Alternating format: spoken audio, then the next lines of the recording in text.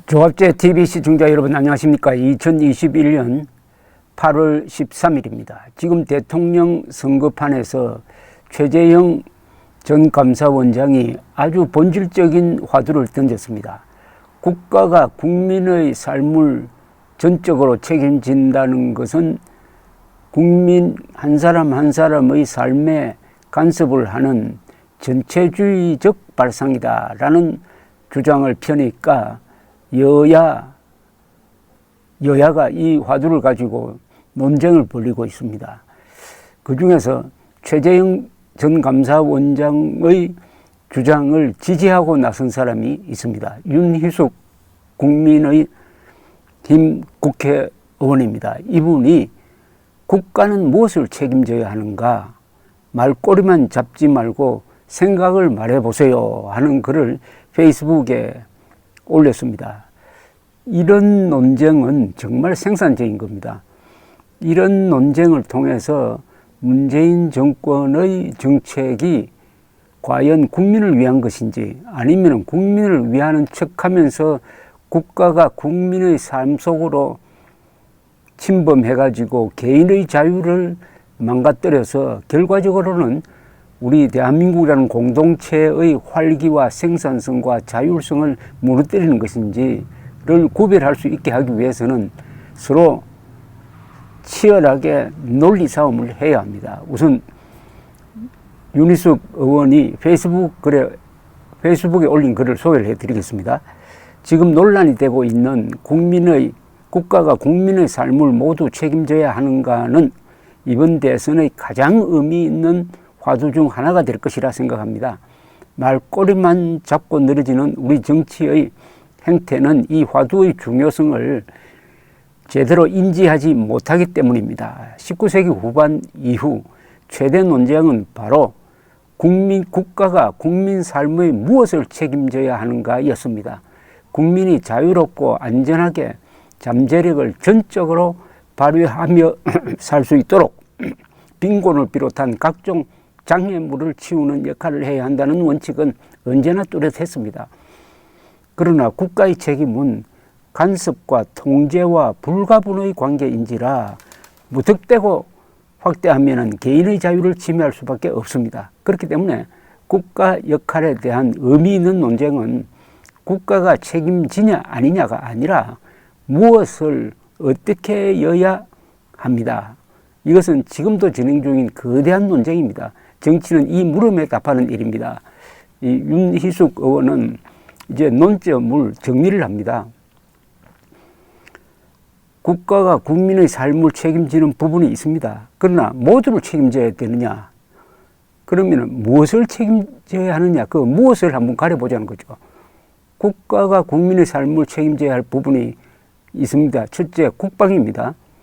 둘째는 치안 문제입니다. 그리고 최소한의 생활 여건을 보장하는 겁니다. 이 정도를 책임지느냐? 아니면은 국민의 직업 선택까지 책임지느냐? 국민의 그러면은 일거수일투족을 다 책임지느냐? 그 한계를 한번 그어보자. 이런 화두를 더 구체화한 겁니다. 그러니 권력이 국민의 모든 것을 책임지겠다는 달콤한 말은 무식하기도 하지만 속뜻은 내 밑으로 들어와 입닥치고 있으면 필요한 걸 줄게 다름 아닙니다. 그리고 통제받는 것을 망각시키기 위해서 돈 뿌리기가 수반됩니다. 남미를 비롯하여 자유민주주의 발전이 더딘 국가에서 전체주의와 포퓰리즘이 결합되곤 하는 것이 바로 이 때문입니다. 지금 한국도 그런 현상이 일어나고 있습니다. 언론의 자유, 집회의 자유, 그리고 법치를 무너뜨리면서 퍼주기를 합니다. 그러면은 이 자유를, 인권을 무너뜨리는 이 부분을 국민들이 잊어버리도록 만든다는 겁니다. 우리의 앞길을 제대로 잡기 위해서는 제대로 논쟁할 생각은 안 하고 말꼬리나 잡는 정치 세력을 몰아내는 것부터 시작해야 합니다. 내 삶을 책임지는 국가를 내세운 문재인 정부가 한 짓을 떠올려 보십시오. 무분별한 개입으로 나라 경제와 국민 삶을 망가뜨렸습니다. 심지어 지금은 언론 재갈법을 밀어붙이며 표현의 자유를 몰수하려 합니다. 자유주의를 표방한 정치 세력이 감히 꿈도 꿀 수 없는 짓입니다. 책임 운운하지만 그들의 실상이 기본권 침해를 밥 먹듯이 하는 전체주의 세력에 불과하다는 명백한 증거입니다. 국민이 창의성과 자율성을 발휘할 공간을 지켜주면서 뒤처지고 소외되는 이들을 진심으로 돌보는 국가 어떻습니까? 이것이 제가 꿈꾸는 대한민국의 미래입니다. 이런 논의를 할 때도 우리 헌법에 이 부분이 어떻게 규정되어 있느냐를 놓고 먼저 문제를 따져야 합니다. 헌법 10조 모든 국민은 인간으로서의 존엄과 가치를 가지며 행복을 추구할 권리를 가진다. 국가는 개인의 불가침적 기본권을 존중하고 보장해야 한다. 요 안에 국가가 책임지는 그 한계가 명시되어 있습니다.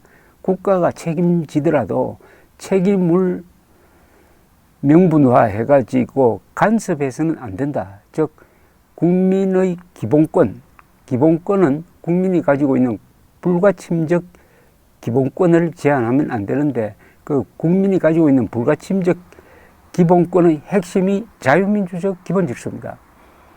우리 헌법의 대명제가 자유민주적 기본질서입니다. 자유민주적 기본질서를 더 구체화시키면 첫째 언론의 자유입니다. 또 사유권 행사의 자유입니다. 그리고 선거의 자유입니다. 이게 3대 자유입니다. 이것을 훼손하는 국가 책임론은 그것은 전체주의로 가기 위해서 국민을 속이는 것이다.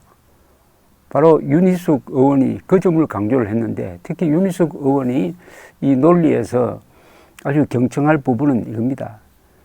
이 국가 책임론을 내세우면서 전체주의로 가되 반드시 거기에 국민을 속이는 꼼수가 동원된다. 그게 파퓰리즘이다. 즉 퍼주기를 한다. 막 공짜로 돈을 뿌리면은 국민들이 지금 독재로 가는 것을 깜빡 잊어버리게 된다. 국민들을 위한다면서 돈을 막 쓰면은 이게 민주주의라고 착각을 하게 된다는 겁니다. 그러다가 세월이 지나면은 어떻게 되느냐? 바로 베네수엘라 꼴이 된다는 거죠. 1980년대의 베네수엘라는 남미에서 가장 잘 나가는 나라였습니다.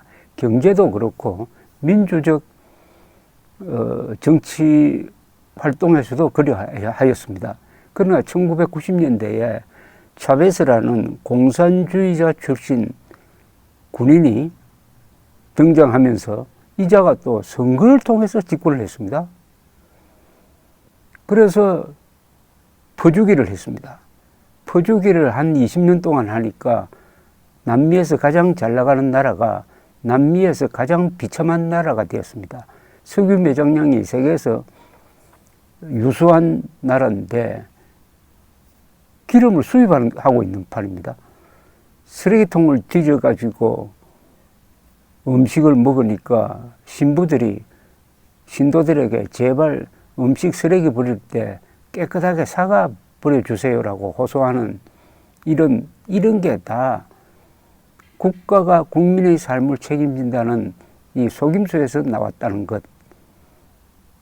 어쨌든 이걸 주제로 해가지고 이번 대선을 한번 결판 지어볼 필요가 있고 이 화두를 던진 최재형 여기에 논리적으로 적극적으로 지금 가세하고 있는 윤희숙 두 분이 참 귀한 정치인이라는 생각이 듭니다. 감사합니다.